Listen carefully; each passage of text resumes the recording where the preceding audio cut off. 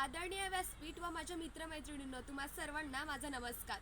मी कुमारी रिपका विश्वनाथ पांढरे, आनंद लक्ष्मण चंदावरकर कनिष्ठ महाविद्यालयाची 12वी आर्ट्स ए ची विद्यार्थिनी आहे। शिक्षणाची प्रणेती आणि विद्येची जननी असलेली ही खरी सरस्वती आहे। बघा ना, स्त्री म्हणजे आजच्या जगाची खरोखर अनोखी बात आहे।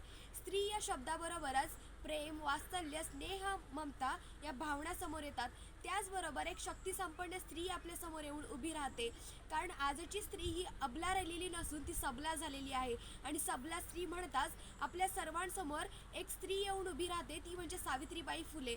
तर आज मी तुमच्या समोर मी सावित्रीबाई फुले बोलते या विषयावर बोलणार आहे। स्त्री म्हणजे अडथळ्यांवर मात आणि स्त्री म्हणजे क्षणांची साथ। तुम्ही ऐकाल का जरा, आज मी सावित्रीबाई फुले बोलतीये।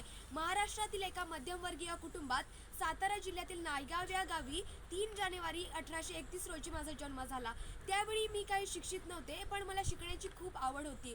वयाच्या अवघ्या 9व्या वर्षी 12 वर्षांच्या ज्योतिबांसोबत 1840 मध्ये माझं लग्न झालं। लग्नानंतर ज्योतिबांनी मला लिहायला वाचायला शिकवले। त्या काळी स्त्रियांना वाचन लेखन करण्यास परवानगी नव्हती, पण या प्रथेविरुद्ध जाऊन स्त्रियांनी शिकावे अशी आम्हा दाम्पत्याची इच्छा होती। त्यामुळेच आम्ही दोघांनी पुण्यात मुलींसाठी पहिली शाळा स्थापन केली। सुरुवातीला मला समाजाचा खूप निषेध सहन करावा लागला। लोकांकडून अपमानच नाही तर लोकांकडून दगडांचा फटका, गाळ आणि प्रसंगी शेणही अंगावर झेलावे लागले। समाजाकडून इतके सारे सहन करूनही मी कधी हार मानली नाही। ज्ञान नाही, विद्या नाही, ते घेण्याची गोडी नाही।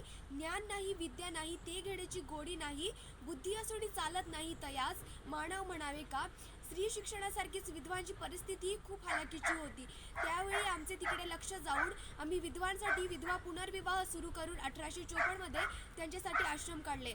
पण मी आज का तुमच्याशी बोलण्यासाठी आली आहे, कारण आम्ही ज्या उद्देशाने स्त्री शिक्षणाचा पाया रोवला होता, पण आज एक वेगळीच परिस्थिती निर्माण होताना दिसत आहे। माझ्या लेकींनो, मी तुमच्या शिक्षणासाठी, तुमच्या उद्धारासाठी शिव्या, शाप आणि प्रसंगी दगडांचा मारही सोसला।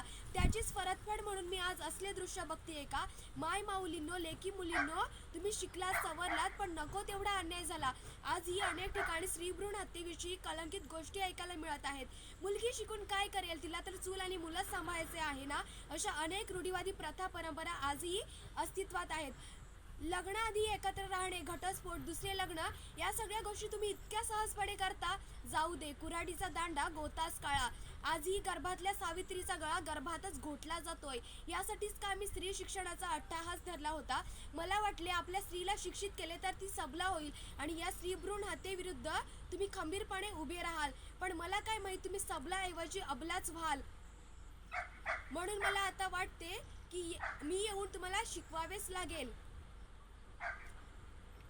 एकीकडे स्त्रियांची ही अशी अधोगती सुरू असताना दुसरीकडे स्त्रियांची प्रगतीही होताना दिसत आहे। स्त्रीने शिक्षणातून स्वतःची शक्ती ओळखली आहे व ती आपल्या अधिकारांसाठी झगडणेही शिकली आहे। स्त्री सशक्त झाली आहे व त्याची अभिव्यक्ती आपल्याला पाहावयास मिळत आहे।